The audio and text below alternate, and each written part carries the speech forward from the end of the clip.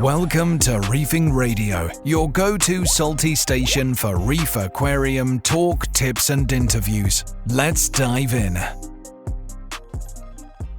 Hello, welcome to Reefing Radio. My name is Chris and I'm joined once again by my two co-hosts Gareth and James. And in this episode, we're going to be talking about keeping things stable. So how do we maintain our alkalinity, our calcium, our magnesium? Which parameters do we think are the most important? And what are the different ways we've tried to improve stability in our aquariums? But before we jump into all of that, how has everyone been? And more importantly, how are everyone's tanks? I'll start things off then. So, last time we chatted, my tank, I was saying things are going all right, but I had this kind of random episodes of brown jelly on my LPS. I've done various different things along the way, and we've chatted about this off the podcast, but I got to a point where I'd listened to quite a few other podcasts. So there's people, Jake Adams, I think the guy who does Frag Garage. I heard it a few times where people were talking about dosing Chemiclean as a kind of a general clean up the system, get rid of generally bad bacteria. Like they talk about it being this, it deals with bad bacteria, and I've tried, let's say, several other things in the past. And so I did a bit of illicit purchasing of some Chemiclean. And so, yeah, I dosed the tank according to Chemiclean instructions for cyano. I don't have any cyano, but what I have now is not had any brown jelly since, which was about 4 weeks ago. My corals are romping along. KH has been sucked up at a rate of knots, so everything is booming. It's the best my tank's looked probably since I started. So I'm a bit unsure what quite has changed, but it's all for the good. So yeah, potentially a bit of something there. And then the other thing I've done this week is I met a fellow pectinia lover. I don't think there's many of us around. A underrated coral, in my opinion. So I went to see him. He had a couple of frags of some different pectinia to what I've got. I was very disappointed to see he's got a much better pectinia collection than I've got. So something to aspire to. He's got some good links somewhere. But yeah, it was jolly just to go up to someone's house and chat about a particular coral that we were both passionate about. And yeah, there's the whole classic reef keeping. Oh, I'll swap you a bit and you swap me a bit, and I like that. So it's good. So yeah, jolly week for me. How many pectinia do you have now? I've got 3, 4, maybe 5. I've got 4 definite, maybe 5, and the maybe one is there's one that's looking to try and check out, and it's been trying to check out for a while. I'm not sure I'm going to pull that one around. I think that's the final casualty of whatever was going on in my tank previously, but it might do. Like I said, everything else is growing really well now, so maybe it'll pull around, but we'll see. So I think most people will be familiar with the Space Invader pectinia, the sort of green, metallic sort of green and yellow one. Yeah. So what other varieties are out there that people can look for? So the two usually shades of green and yellow, Chris. Yeah, there's a hot topic. Like most coral, yeah, just green. green and yellow, green and so I'd say most of the ones you see are green and yellow Space Invader type, or the rainbow type, which are kind of like purpley, orangey, greeny bits of that kind of mix. But I'd say in the last like 6 to 12 months, I've seen more variation turning up. So I've got one that's kind of minty green and black. Got another one that's kind of more black with a little bit of green. There's a common theme here, isn't there? There's to be fair, I've got my eye on the one at Signature Frags. That's like, it looks red in the picture. It's probably going to be more burgundy, isn't it? But burgundy and yellow. So it's definitely. They're quite similar in terms of their colours, but I think the growth form is what catches me. In terms of some of them grow like big spires, which is cool. I've got one that's like a big cabbage. That one's green with orangey red mouth, and that's I could only describe it as like a big cabbage. But yeah, they've got a real interesting growth structure, and that's probably my biggest interest. I like that. So yeah, a common theme, but yeah, there is some variation in there. Cool. How did you feel about using Chemiclean? It always sort of amuses me in the reef hobby that people sort of get preconceived sort of ideas, or they've got a philosophy as to how they want to reef, and 9 times out of 10 it sort of includes not using chemicals to solve a problem. I mean, for complete disclosure, I've used Chemiclean before for red slime bacteria. and I'm absolutely fine using it. But it's quite a departure for some people, to take that step.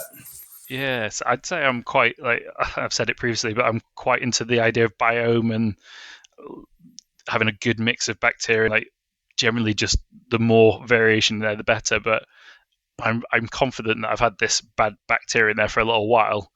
I think I got to the point where it's maybe it will damage the biome, but the effect of whatever's going on. Like I say, I've dipped and done all sorts and never had a parasite of any type come off. So I was fairly confident it was bacterial. So I'd reached a point where it's that balance, isn't it, of decisions. So do I want biome or do I want to have random losses? So I took the chance. Like I say, having listened to various podcasts, everyone just describes it as the tank looks better. So yeah, always nervous. I'm always nervous to put something new in a tank. It's not my default. I read and check and research.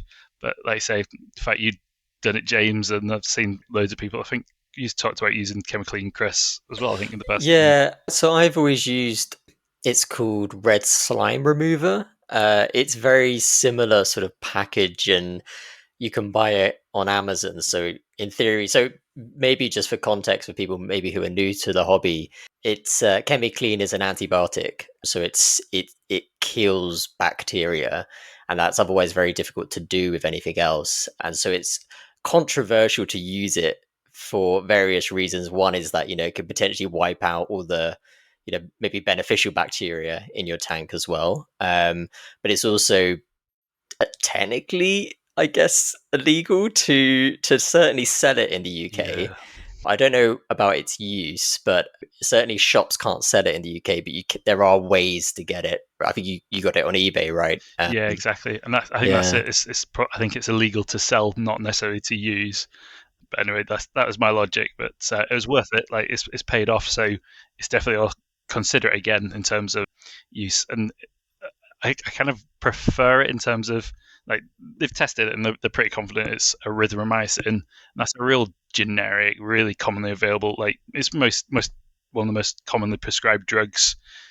So if ever there's going to be bacterial resistance, it's not likely to be from a fish tank. It's more likely people taking half a course and then throwing the rest in the bin. Like it's not one of these like drugs that we're keeping aside for emergencies. So that's kind of my logic, because there's that kind of ethical side, isn't there, that we're playing with stuff that we don't really know the effect of. Like how should we remove it? Because if you want to get properly sciencey on it, you need to have a certain level, and then you need to reduce that level really quickly rather than have lingering amounts. And we don't talk about that in the hobby, do we? So yeah, I did what I can, like, in terms of used carbon straight afterwards and skimmed heavy and all the things that I thought would get it out. But yeah, because that's the other issue. Is that the idea is that antibiotics are regulated in the UK because the overuse or the misuse of antibiotics can result in antibiotic resistance, which is obviously sort of a major sort of health crisis around the globe. So, but as you say, erythromycin is a very sort of general. I mean, I think it's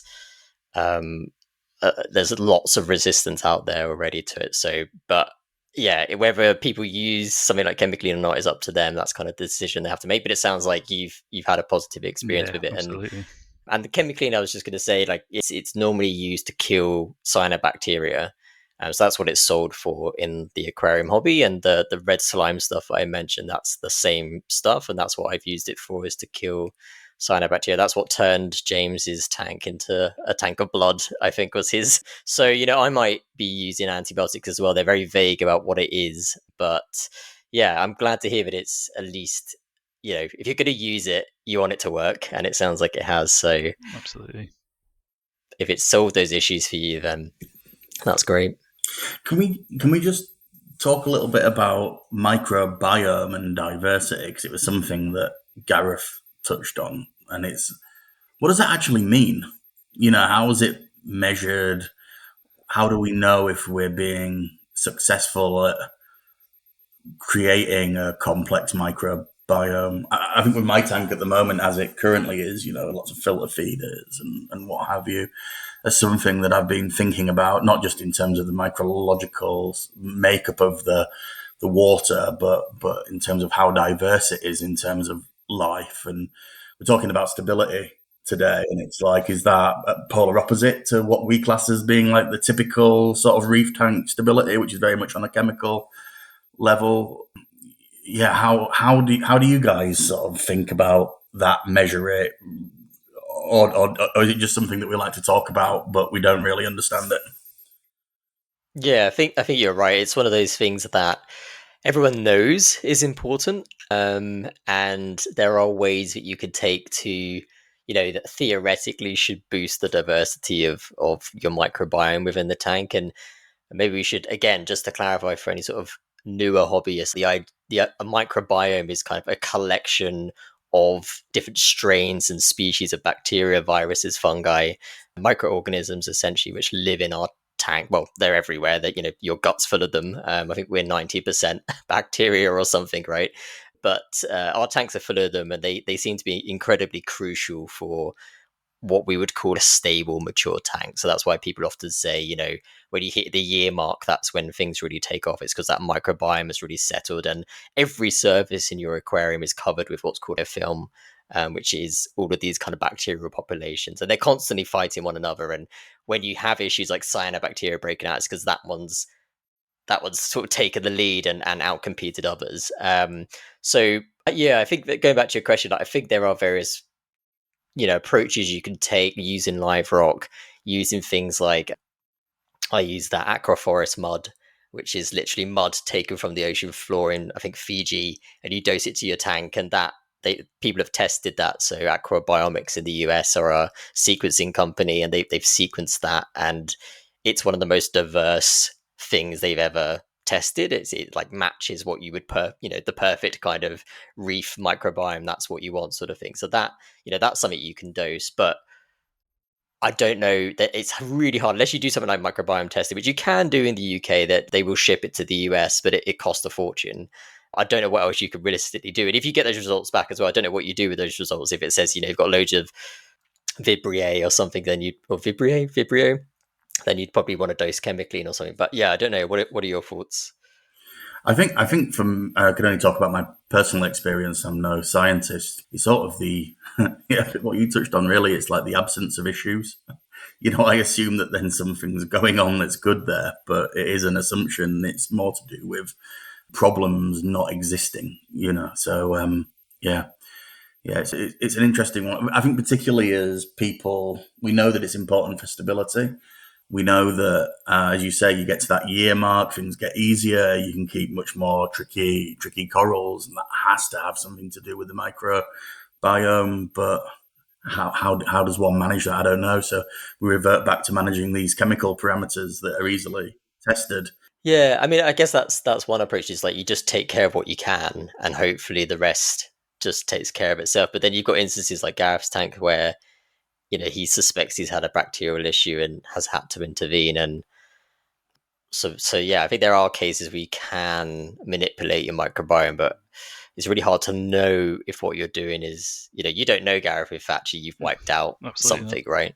No evidence, no hard facts, just the fact that I've put in antibiotics and now my tank looks good. So it kind of confirms my suspicion, but it's not proof, is it? It's just best guessing. It's and it's funny, like you were talking about biome. I think you get to a point in your tank where there's not much you can do. For me, like microbiome's all about that first 12 months, and it's about getting in, like say, live rock, buying in corals. I think I said it previously. I think it's important to stock a tank quickly, and I think it's because you bring in all those different bacterias and microorganisms and things like that. So like that first sterile period, and that's why you get the what do you call it, where your tank's not looking good when you first start off. The ugly phase stage, exactly. So that is because there isn't a microbiome there, and I think once you pass the ugly stage, you probably have got a decent microbiome. It might not be the perfect blend, but it's a manageable one, isn't it? And yeah, so once you get past the ugly stage, I think the bulk of it is there. It's just little tweaks. Like now, I've had this little whatever it is.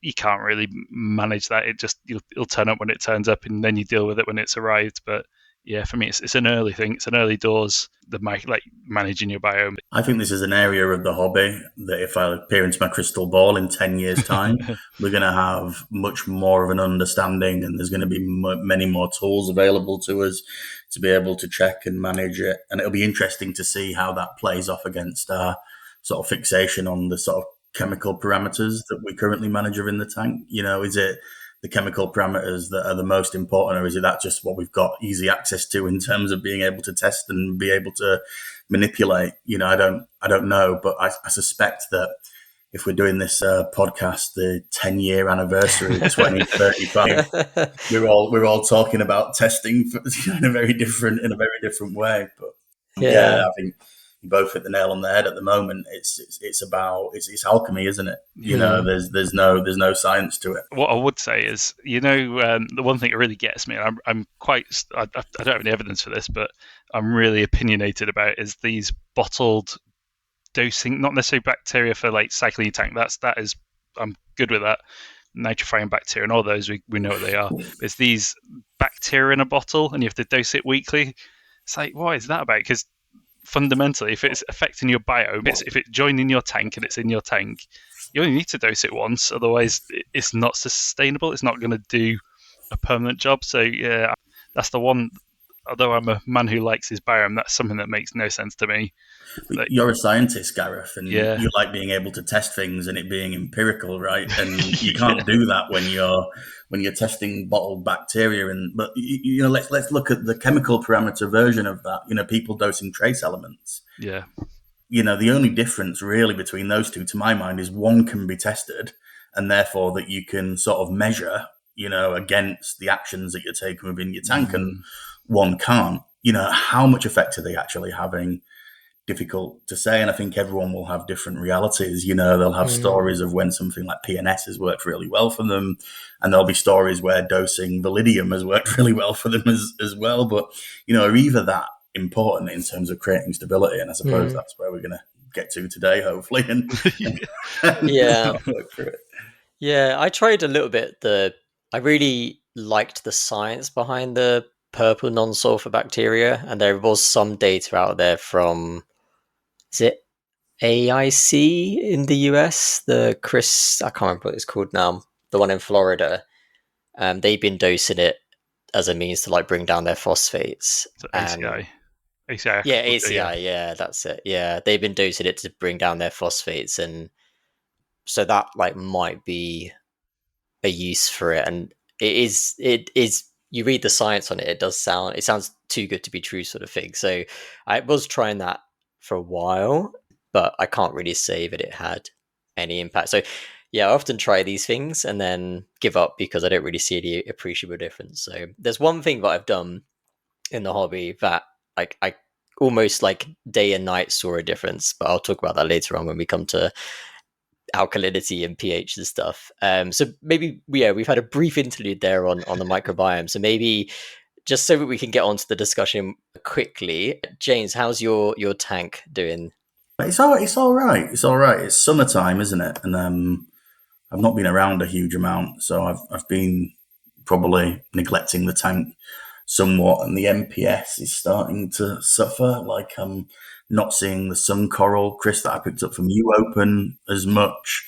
My non-photosynthetic gogs are sort of just looking a little bit tired. I'm not getting the really full bushy polyp extension. I mean, it's my fault. I think they just require, really attentive feeding. And if you're not doing that and you're just chucking in some cubes of frozen and dosing some phyto, it's probably not sufficient. I think, I'm keeping them alive. I don't think they're thriving as they were as we were moving from sort of spring into the summer. So sort of thinking about how I'm going to manage that, because it's still only early August and I've got a lot of holidays still to go.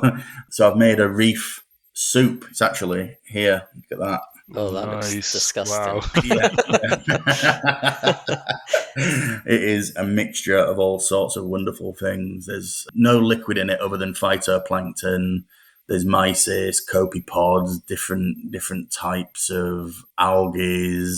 There's reef nutrition. There's oyster feed in it. And I bought these silicon cube, ice cube molds. They're quite big. So I'm going to freeze those and ask the tank sitter to feed one a day, and hopefully that will just put a little bit more food for the MPS corals and the fish into the tank all at the same time. It's going to be an absolute phosphate bomb, but I'm not testing it, so who cares? But I think, it could end up going all wrong, and I could come home and everything's looking sad because of the nutrients. But on the flip side, I could not do it, and I could come home and everything looks really sad because it hasn't been fed. So better to give it a go. Did a big water change, which was good. Everything sort of responded well to that. I've still got loads of salt to go through. I need to use something with a higher DKH, as we said. And I've added a bit of livestock as well. I've added a snake pipefish and an arrow crab. So yeah, we'll see how they get on over the next few weeks when I'm not around as much. The snake pipefish is an amazing thing. I've been watching it for the last 2 days. It's slow moving. It moves over the rocks and sort of perches and basks and then moves on. But I think it could be quite a tricky one to keep alive. Haven't seen it take any prepared foods. Looks like it's pecking at the rocks. So again, absolutely fine. When you're here, you can feed live food, make sure that you're monitoring it. My mother-in-law probably won't pay as much attention to it as I will. Yeah, I'm hoping it'll be good. I just only reflected on that this weekend when I got home. I was like, probably not the best time to have added it, actually. But I had one and it did quite well for a long time. I could see it taking frozen food. I think they are relatively easy to wean onto frozen, but they're just delicate. So yeah, I think that they're so skinny. There's no fat on them really. So I think those sort of few days without food, they can lose weight quite quickly and stuff like that. So I think I lost mine. I treated the tank had acropora bugs, and I used an illicit chemical to eradicate those bugs. I can't think what it's called now. But it kills it's non-selective, right? So it kills the acropora bugs, which are a type of parasitic copepod, but it kills all the good copepods as well. So basically they lost their food source. So even though I was feeding them, because I also had blue pipe striped fish at the same time as well, I lost both of those very quickly. I did wonder if maybe it was something in the medicine itself that might have killed them, but my suspicion is that it was rather wiped out their food source essentially. Yeah, well, hopefully there's enough going on. I was thinking today, looking into the tank, and I remember when I set up the 4-foot tank and I was dosing, purple non-sulfur bacteria, and I was dosing all sorts of weird and wonderful things. But I'd regularly see copepods and amphipods scuttling across the sand and on the glass and on the rocks. I just haven't really seen it with this tank, even though I'm putting so much more in. And I wonder if that's because they're getting nailed by something's eating them, or if there's just a different sort of makeup of the tank. I haven't introduced them somehow. In your sump, right, you've got a refugium. Is that right? No. Oh, okay. No. I've got it's basically just one big single chamber with a return chamber, right, and I've got no filtration on there. So there's a lot of crud in the bottom of it, and I've got a lot of live rock in there, rock rubble and what have you.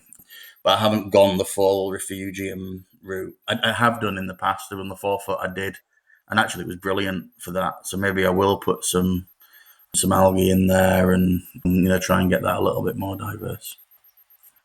Yeah, good idea.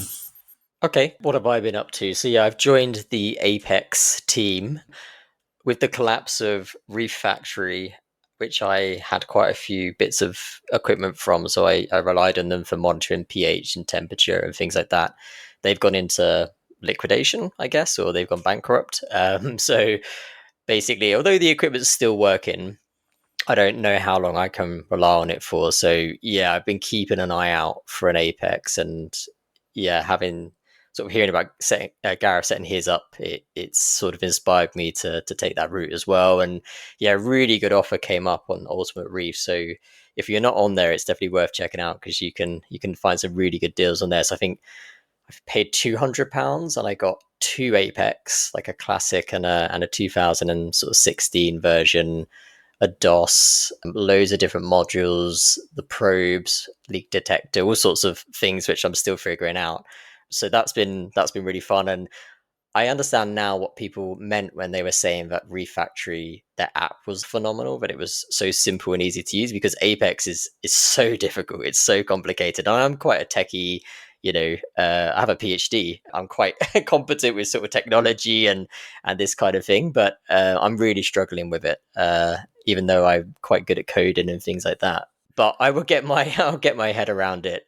So that's been something that I've been working on this week, is trying to get, last couple of weeks is getting that set up. Then a bit like you, James, kind of a lot of holiday here and there, and just busy on the weekends doing stuff in the garden and things like that. So I've sort of been neglecting my tanks a bit. I mean, I like really this expression that they used on reef builders, which I think was benign neglect. So I'm not completely ignoring the tank. I'm still feeding and keeping up with the essentials, and actually everything looks great inside, but there's algae on the glass, and I haven't tested in a couple of weeks, I haven't done my water changes, things like that. So I do need to get back on that, and today I've been trying to do that. So cleaning the tank behind me quite heavily and playing around with the position of the gyres and things like that, because I've put gyres on that tank now, because I've been really struggling with flow on this small cube tank. It's been really difficult to get flow right, and I think gyres are the way to go. So I've got some little gyres which are really, really great. I love them. They're really quiet. They seem to produce a huge amount of flow, but I'm not sure where to position them. So I've just put them on either side of the wear today, and going to play around with that, and shuffling around the coral in that tank. So we went away to Portugal during one of the heat waves in the UK, and the tank for about 3 or 4 days was at 30 degrees. So it got really, really warm, even with loads of fans on and stuff. I had to turn the lights off and everything for about 3 days remotely, but still, the tank temperature on both my tanks was about 30 degrees. And the LPS sort of lagoon tank is fine, but definitely I've been losing, sort of one a week, one of the acroporas. I think that kind of delayed. Everything was alive when I came back, but that kind of delayed reaction to it. I lost the tenuous today. So I've just been putting out some frags, and to be honest, I had too many coral in there anyway, and I forgot that I bought some a few weeks ago that haven't been delivered yet. So maybe it's okay that there's some space for those now. So so I guess just trying to keep on top of these tanks whilst summer's quite busy. Yeah, we met up this weekend. We went to Maidenhead Aquatics Lechlade, which is a really nice little store in the Cotswolds, and that's where you got your arrow crab, and I picked up a couple of blue stripe pipefish, which are one of my favorite fish. I really, really like them. I've had them before, and it's really rare to find pairs, and they had a pair, like the male's got eggs and everything, so I definitely know that they're a male and a female. And they've gone into my lagoon, and I've sort of said to myself, this is my third time trying them, and I'm not gonna try again. So I'm really hoping that this pair works out. So I'm trying to get them to take frozen, and I'm got the baby brine shrimp and stuff on the go. So let's see whether they're so tiny though. They're 3 centimeters long or something. Really, really, I'm a bit worried they're going to get sucked into the filtration or something. But anyway, let's see. Hopefully they'll do okay. But that's basically everything that I've been up to. So some good stuff, some bad stuff, but that's reefing, I guess. So let's move on then to sort of the main topic of discussion. So today it's kind of talking about stability, and I think specifically kind of our approach to maintaining the big three, so alkalinity, calcium, magnesium, and I've lumped in pH as well, because I think it's connected to these other three. So maybe a good place to start is, what do you think is the most important? So of those 4 that I've mentioned, and you can mention others as well, what do you guys worry about the most? What's the thing that you really try to keep stable, and or do you not worry about it? Do you not actually care that much about the stability of these elements? Is that overinflated? For me, it's less important with this tank than it was when I had the SBS tank. I don't have anything with a skeleton at the moment within my my 2 foot cube, so just a massive clam. Just a massive clam. Yeah. Oh yeah, just a clam. Just a clam. It's got a shell. that a skeleton? I suppose it is. Yeah, so I'm less sort of focused on those. I mean, they're important, but for me, the most important thing is salinity. So I think that's probably the most important for a lot. I mean, depending on the style of tank, people might have different preferences as to what's the most important, but I would say salinity is the most important for everybody, because if your salinity is off, then everything else is going to be off. And more importantly, you're not going to be able to get accurate tests anyway. So I was thinking about this today, Chris, actually, after you sent out the email saying this is what we were going to be talking about. And I think if most reefers just kept their salinity stable and did regular water changes with a decent quality salt, that's right for their tank and their parameters, like, there'd be so much more success. I don't even know if if you need to focus too much then on dosing those other chemical elements. Obviously, depending on what you've got in there and what your take-up is, you need to replace those elements without a doubt. Sorry, James. I was going to say, with that idea, what percentage of your tank water do you reckon you need to replace? So I'm fully on board with the idea that you could get by, but like, how much water? So like for my system, it's a 650-ish liters to keep up with my consumption. You'd have to replace a certain percentage, wouldn't you? Like, I don't know the answer, but you're not going to be able to run a tank completely on water changes. Like, you're going to have to dose some of those chemical elements to replace them. Just the nature of maths, right? Even if you replace 50%, you're only replacing 50% of the lost alkalinity. So, it will always need to be supplemented with something. But to what degree, I think, is really dependent on what you're keeping in your tank. Like, so my tank with one big shell, no other skeletons, I'm just dosing a little bit of Alpha Reef just to make sure that the levels stay nice within a certain time frame, between water changes. You'll know, Chris, Gareth, you both got KH keepers. I had one on the 4-foot tank. That your alkalinity fluctuates massively throughout the day anyway, depending on pH and photo period and all of those good things. So, I'm not sure. I mean, I think most people would say, if you ask them that question, like, it's KH, but I'm not sure how important it is. I think it's just about how it moves, as much as anything. But if you want to pick a parameter, for me, if you want to pick a parameter that's like really important to keep stable, it'd be salinity, just because your life will be so much easier by doing that. Yeah, that's a really good point. It's one I missed off, and yeah, you're right. It's one of those things that, like, it's often stable for a very long time, and so you check it, it's always the same, and then 6 months down the line you check it and it's suddenly off, and so it is one of those things I think people forget to check because it's generally takes care of itself. But when you don't and you take your eye off the ball, that's when it's usually drifting. But yeah, that's a really good point. What do you use to check salinity? Well, I use a refractometer that I calibrate with RO. So, yeah, I thought I had an issue with salinity a few months ago. I don't know if you remember. And I went to Gareth with my cap in hand and said, "Please, Gareth, have you got anything fancy that can help me check whether my reading's correct?" And Gareth, a really good hydrometer. And actually, I think if it's my birthday coming up, maybe I'll ask for a hydrometer for my birthday. Is that the glass, like, bobbin thing from Tropic Marine? Yeah. Well, I think mine's from Aquamedic, I think it is. There's various different, like, grades of them, like, accuracy wise. So I think mine reads to something like 0.01, and I think you can get another one that reads another decimal place again, which to me is excessive for what we're looking at. But yeah, I changed over onto these floating ones because they are, you don't calibrate them, so they are set as long as they're at the right temperature in your sump. Well, I do it in my own sump because it's warm. And then they will read accurately. There's a few things like make sure it's not being drawn into like any power-headed skimmer.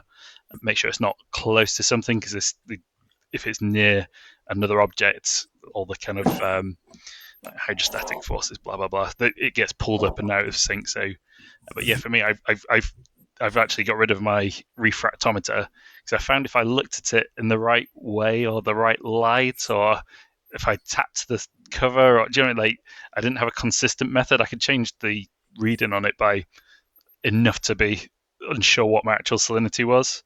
And the same when you come to calibrate it, it's like, oh, I'll get that line lined up with the blue line lined up with the calibration line, and I'm looking at it. I'm like, is it lined up, or is it just slightly below, or is it just slightly above? And I tweak it, and it's like, oh no, I'm not sure if it's. It's all those tiny little errors. It's user, like that's where it comes down to most of these tests and things, isn't it? In terms of like all of them, the salifets and things, is user error.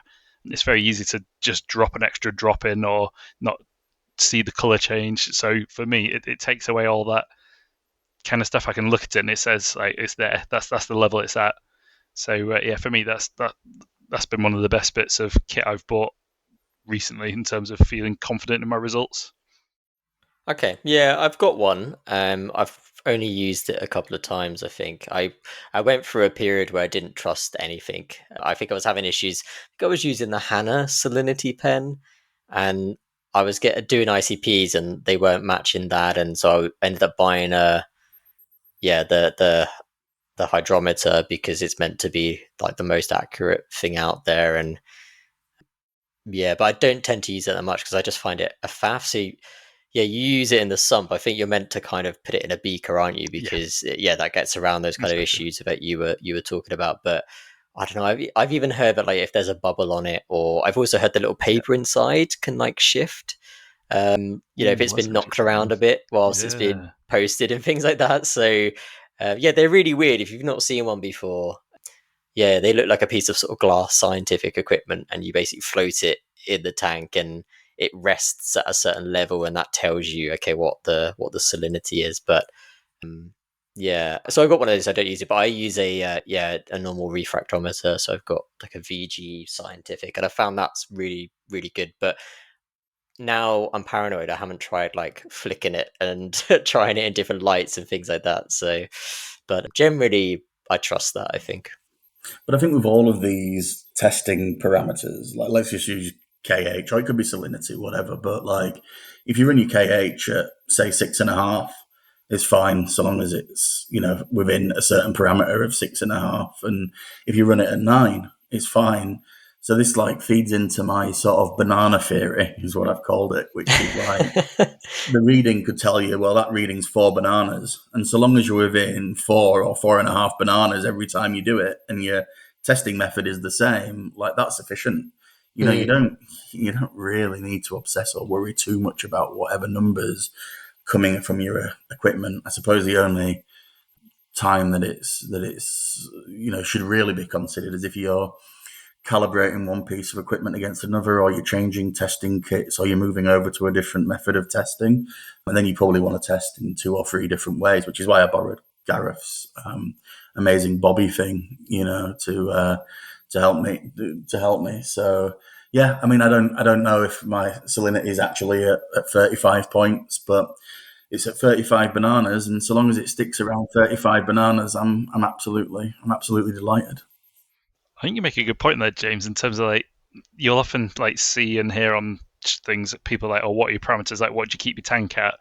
And people are always like, they're really set. Like, I'm a person who's very set in what I like and like numbers and things. But when it comes to these parameters, it's like, say, you test your KH at however many times a day, and might not vary between like some days it'll be a whole degree it'll change.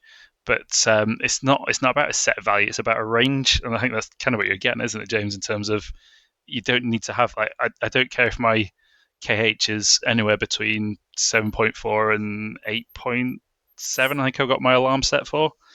So it's like there's a huge range there, but as long as it's between that, I know the tank has got what it needs. There's enough of it, and if it's creeping outside of those, probably then that's when I need to just tweak and try and bump it back to where I want it to be. But if it's anywhere between there, I'd never describe my tank as I run it as 8.3. That's my target value. I don't have a target. It's a range.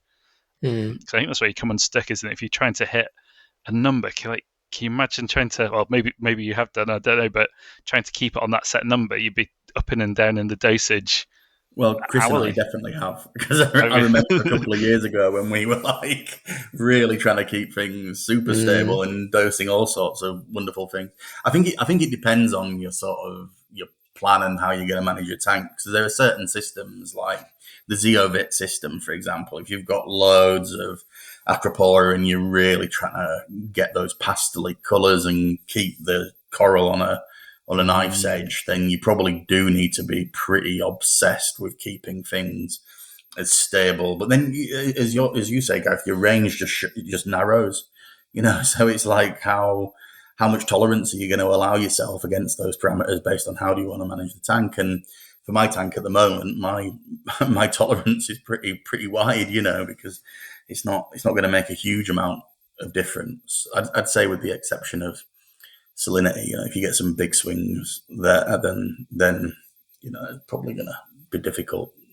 Yeah, I think I would agree with that. So I guess I just tried to avoid swings. So if you looked at I actually just pulled it up. If I look at my alkalinity chart, like it is over like a long period of time, like let's say a month or so, at its peak here, I can see KH was like 9.067. And then recently it's gone as low as 7.63. So that's in the space of like a couple of weeks. So but the change is very gradual, right? So I don't really care about, I think you're right, like I don't peg a number. I mean, I like it around about 8.5, but I wouldn't go out of my way to try and really nail it at that number, because, and I think I remember back to when I was a beginner, like that's how you read like stability is king and pick a number and make sure you stick to it sort of thing. And that led to me testing every day, chasing, dosing things, and that probably actually caused more instability and problems than if I just left it. So that's why I like the alkalinity testers, because the automatic ones, because I find that when you sort of test it every couple of days or week to week, it seems like it's maybe varying more. Even if you test the same time of day and everything, it seems like it's changing more than what it really is. Or like maybe you've had a massive swing. Let's say it gone from 9, and then I test it again. It's 9, and then I test again in 2 weeks, and it's 7. I don't know if it's suddenly dropped, or has that been a gradual thing? Was there a massive like drop because for whatever reason my dosing pump stopped working? I don't know, right? So that's why I like these automated testers, because I can look at that and see like, yeah, it went quite high at some point. I think that was when I had like, it was really hot and I had the lights off and things, so photosynthesis wasn't as high, but so maybe it's not normally that much of a swing. But I can look at that now and say actually over the period of this last 3 weeks it's been a very gradual decline, so I probably don't have to worry about that. But yeah, I'll tee you up here, Chris, because I think this might be your most important parameter. But I remember when you were really, really focused on pH stability, and it was at the detriment of the stability of, lots of your other elements, but particularly KH. And I remember thinking, this guy is absolutely mad, when we were talking about it, because you were seeing huge swings really rapidly, because you were having to dose certain amounts of KH supplements in order to boost pH to keep it stable. But you had loads of success with it. It didn't affect the tank negatively at all, did it? Yeah, and I'm still doing that now. So I mentioned earlier, like there's one thing I've done in my sort of reefing career where I saw like a day and night difference in the health of my coral, and that was boosting pH. So I do a lot, not on my lagoon tank, because I just don't care about pH in that tank, because it's LPS, it's soft coral. I mean, they're not as. I mean, they definitely did respond to boosted pH. Like I definitely saw better polyp extension stuff on the LPS, but it's primarily for SPS that I try to boost the pH for. So I definitely saw better polyp extension, faster growth, better colors. When I almost could tell like when the pH is low, because the polyps look more attracted and things. So yeah, my approach to achieve that was to dose alkalinity, like a high pH alkalinity at night, and that stops that pH crash at night, which occurs because of respiration, but happens at night without any photosynthesis. So that causes carbonic acid to build up at the tank and drops pH. And so I dosed like a high alkalinity supplement to basically counteract that. And I found that that's much better than dosing it 24 hours, because if you dose it 24 hours, the problem is that in the day then the photosynthesis of the corals actually can boost the pH too far. So it can go, because you're dosing something and the pH and the corals they're sucking up CO2 and they're producing oxygen. So the two combined can actually like skyrocket pH and send it too far. So I found dosing it at night really, really made a huge difference. And yeah, the corals started growing out the water within a couple of weeks, sort of thing. So I really am a huge believer in pH, and I prioritize like high, not necessarily stable pH, because just looking at the graph again now, I mean, it's relatively stable. So at night, it gets down to about 8.3 at the moment. And then in the day, it's about 8.5. That's relatively stable. And that's quite high for pH in a reef aquarium. Whereas my KH, as I said, it swings. So let's see, yesterday, the peak of the day, peak at night was 8. Peak in the morning. So at 8:30 before the lights come on, it's 8. And then it drops to about 7.7. So not a huge drop, but definitely a swing. Yeah, that's pretty stable. I'd say that your KH you're only changing by 0.3. I was just looking at mine will do, like say, just shy of a whole degree. So yeah, to be 0.3, that sounds really stable. Both if your pH is relatively stable and your KH is stable, which that's some kind of witchcraft, isn't it, to get both of them stable. That's my goal. Is to one day flatten them both out. So at the moment, it's not a huge swing. When I was doing it before in my other tank, which had a lot more coral, the swing was quite big. It was about 1 DKH a day. But at the moment, it's still tiny frags, and I'm not really dosing that much. I think I'm dosing 10 mil of the reef element stuff. So it's not a huge amount. So the swing, though, as I'm dosing more, that day-night difference is getting bigger. And my way to avoid that what I'm going to do is dose all for reef in the day. And so, or at least try and dose it so that when it becomes available, because it takes some time to break down, it will be boosting KH in the day. I don't know if it's going to work or not, but the idea is that like I'll get to a certain point where I can't dose any more of the reef element stuff, which is sodium hydroxide based. So it's really boosts pH a lot. It's really, really caustic. The idea is that I'm going to dose as much of that as I can to keep pH high at night. And then once the swing between day and night gets too great, I'll start supplementing a third supplement, which is all for reef. A second supplement, which is all for reef. And that one doesn't affect pH at all. And that one hopefully then will keep KH like stable. And hopefully eventually when I can dose enough, I can see you shaking your head like it's never going to work. Hopefully when I can dose enough, like those two combined will keep alkalinity stable and pH stable. But I don't know, do you think that will work? It's an interesting choice, isn't it? Because like you say, the alpha reef is a delayed, like in terms of how it works, bacteria break it down. And it varies, I think, if I remember right.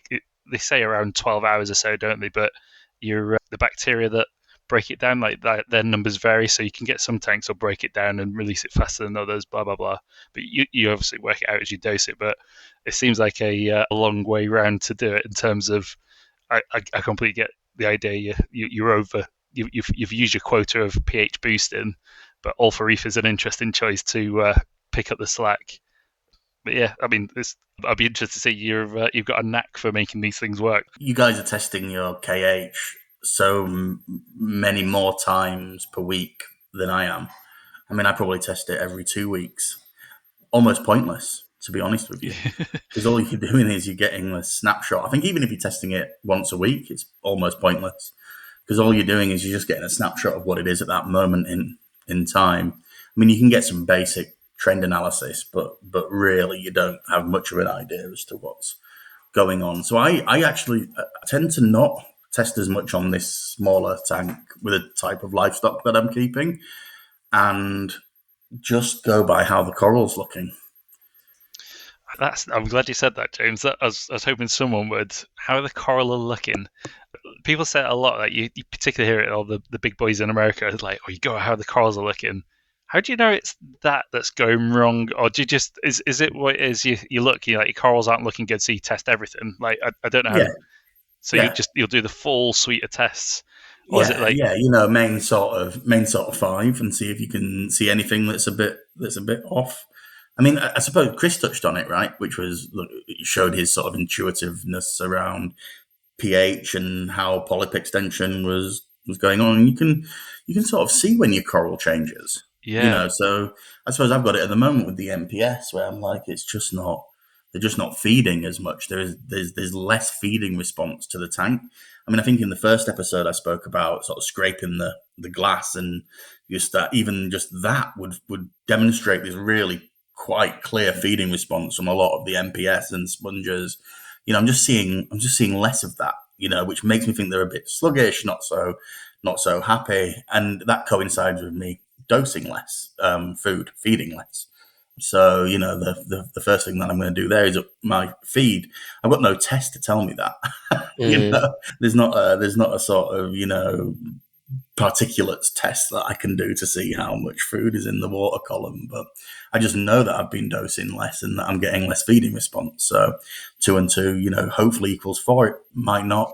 But, if I see tissue receding, if I see stunted growth on the clam, then, potentially that says to me that there's something chemically wrong with the tank, So I'm going to test KH and calcium most definitely in that circumstance. So, all of this anyway, Gareth, you're experienced. Just being contrary. I think you can go from how the tank looks. And I don't think it's any less useful than doing a KH test or a calcium or a magnesium test once every week or once every 2 weeks. Yeah.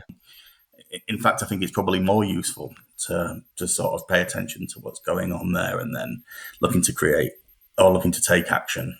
And that might be with more testing. Do you know what it does do, though? It makes you look at your tank more, doesn't it? Like, we're talking about all this testing and things. It's not really... Like, I look into the hobby sometimes. I'm like, am I here just to be a scientist? Like, I like science, I like equipment, I like doing all this stuff. But sometimes it's like, you've got to remember to look in your fish tank, haven't you? And it's like you're saying, like, if that's what you're doing, James, if you're spending your time where you might be testing or doing something, instead you're looking at the coral, how the coral looking, what they're doing, or what everything's up to.